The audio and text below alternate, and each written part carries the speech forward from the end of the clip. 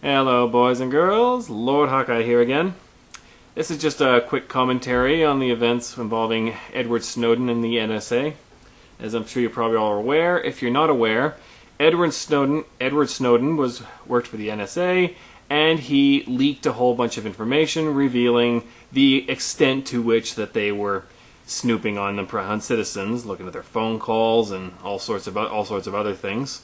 Stuff that us thinking people already knew for a long time, but now there's definitive proof. And he hightailed it to Hong Kong, giving up a $200,000 job and leaving his whole life behind because he knew the tyrants weren't going to be too happy about that. And he was quite right about that. And of course, whenever these privacy issues come out, you always get these mouth breathers jumping out of the woodwork with their usual tirade of, "Well, why do you want privacy? You got something to hide?" I can't be the only one who sees the irony in that, considering the government at this very moment is throwing a hissy fit about having their supposed privacy violated. So, yeah, if you're going to use that line of reasoning, how come the government doesn't just declassify everything? What do they got to hide?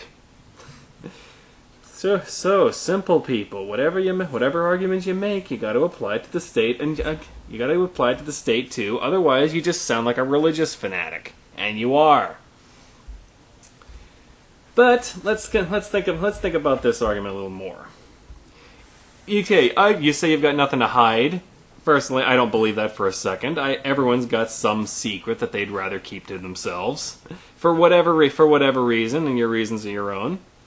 But even if that's not the case, think about something else I've mentioned before. There are tens of thousands of more pages of regulation added to the books all the time. This is a fact. You can look it up yourself. Don't try telling me, "Oh, there's a lack of regulation," because I can't even comment on that. Yeah. So as I've pointed out before, can you say with any degree of confidence that you have complied with every single regulation on the books?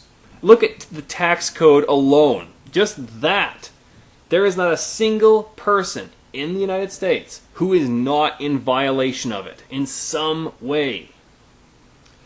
So, with that in mind, and now they want the right to snoop on you.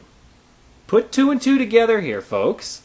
Add this together, and they have a convenient mechanism to nail anybody, anytime, for any reason they want to.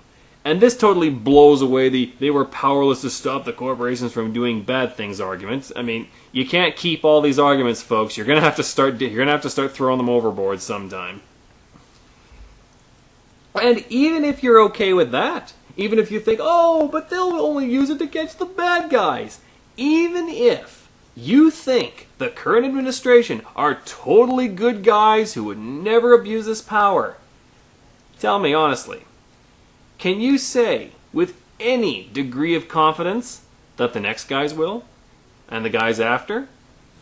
Has there been a long stream of nothing but totally good and moral presidents? I mean, just as an idea, think of your least favorite president ever. Think of the worst president you've ever had. Think of a guy you just thought was just a total shitbag.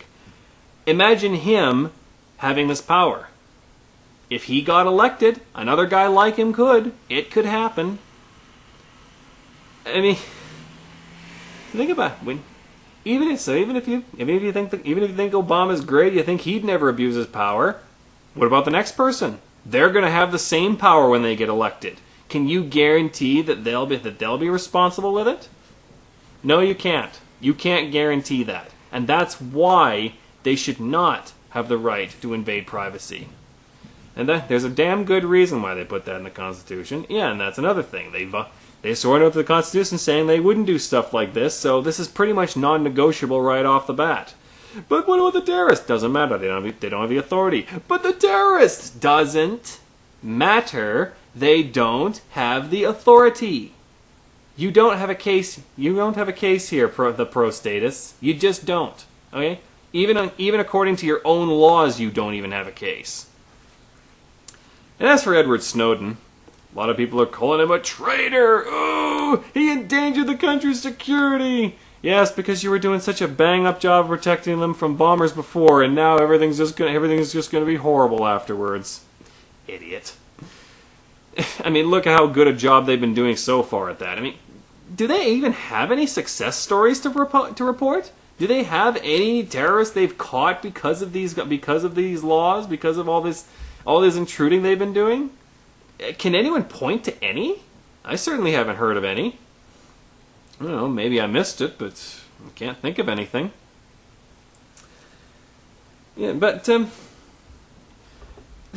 think it's something you can say about Edward Snowden. All the people out there who still defend the state for their own because of the goodies they get.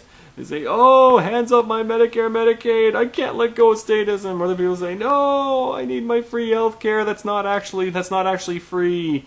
Or the people who go, "No," or the people on the government payroll, "No, I can't give that up. I just can't give that up. I just can't do it."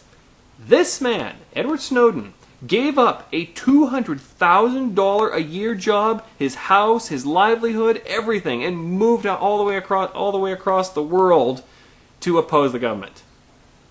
I think all of you should find this very humbling, and those of you who defend statism for their own financial gain should be shamed by this man. Edward Snowden is a hero, and I think a lot of people out there would do damn well to learn from his example. If he can give up all that just to reveal the truth to the public, and he didn't have to do it. He did not have to. He could have gone on with his life, no problem. But no, he gave up all that just to tell you something that he felt was important that you should know. So, what's your excuse for continuing to be a statist? I'd love to know. Until next time, be aware and be wise.